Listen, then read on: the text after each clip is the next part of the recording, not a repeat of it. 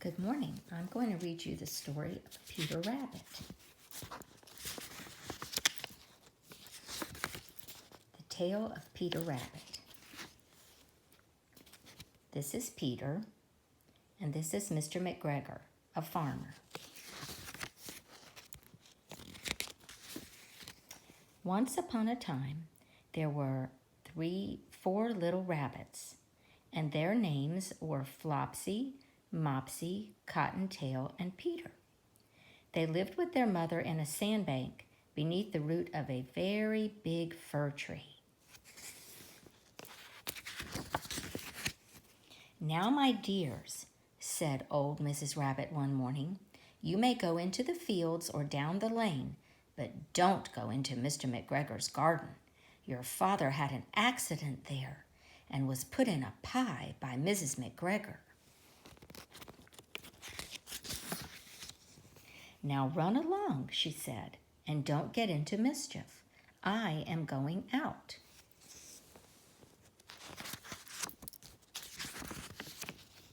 There's Mrs. Rabbit.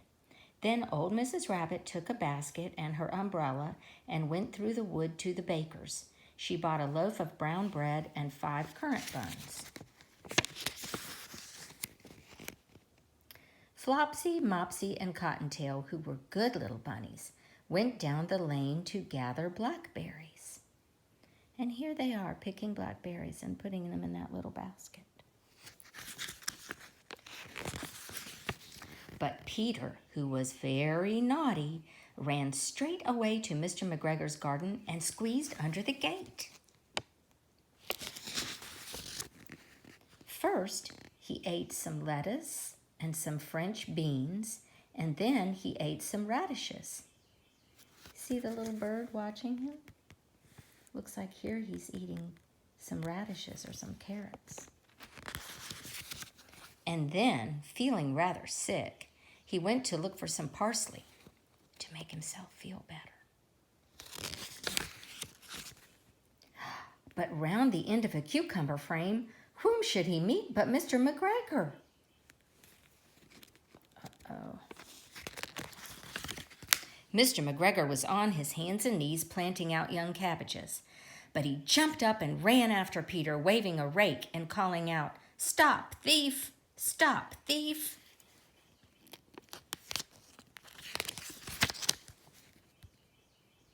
Peter was most dreadfully frightened. He rushed all over the garden, for he had forgotten the way back to the gate. He lost one of his little shoes among the cabbages, and the other shoe amongst the potatoes. There's his little shoe.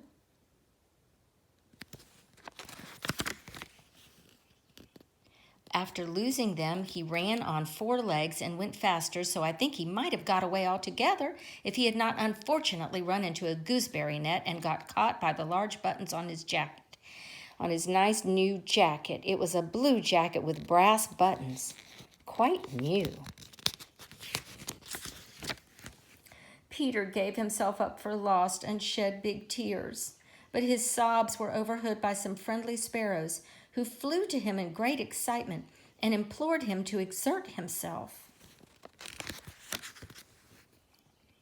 Mr. McGregor came up with a sieve, which he intended to pop upon the top of Peter, but Peter wiggled out just in time, leaving his jacket behind him.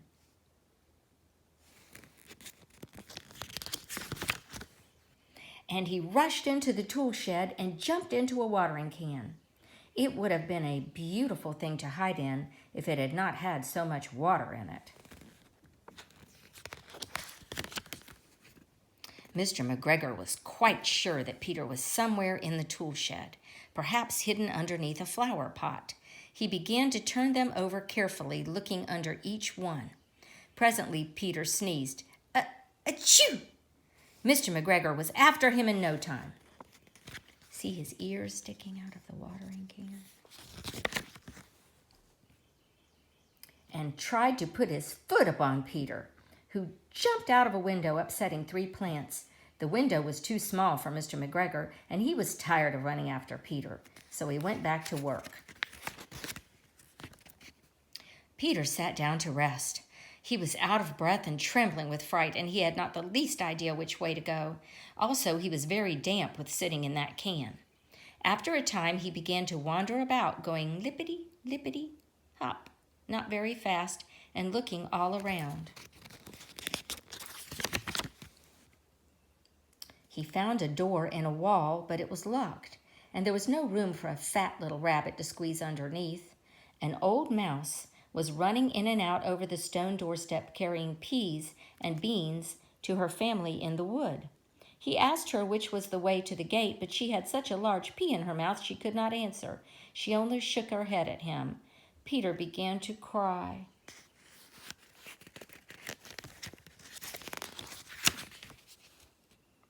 Then he tried to find his way straight across the garden, but he became more and more puzzled.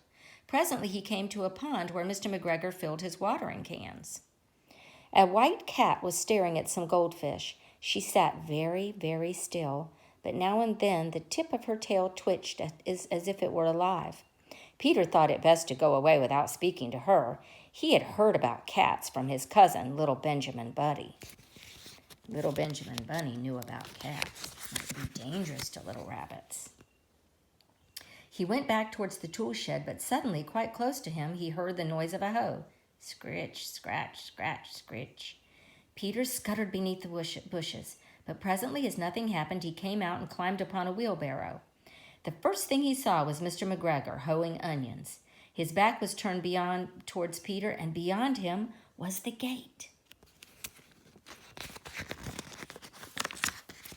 Peter got down very quietly off the wheelbarrow and started running as fast as he could go, along a straight walk behind some blackcurrant bushes.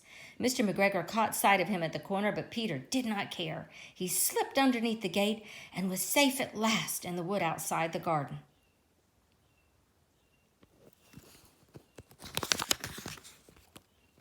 Mr. McGregor hung up the little jacket and the shoes he had left behind to make a scarecrow to frighten the blackbirds.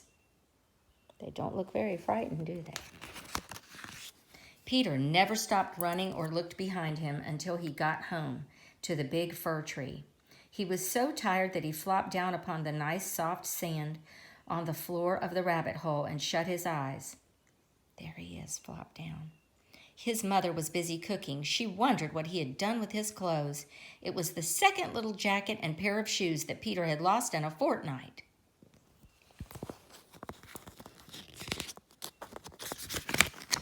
I am sorry to say that Peter did not feel very well that evening. His mother put him to bed, there he is in bed, and gave him some chamomile tea, and she gave a big dose of it to Peter. She made chamomile tea and gave him a big dose, 1 tablespoonful to be taken at bedtime. But Flopsy, Mopsy, and Cottontail had bread and milk and blackberries for supper. The end.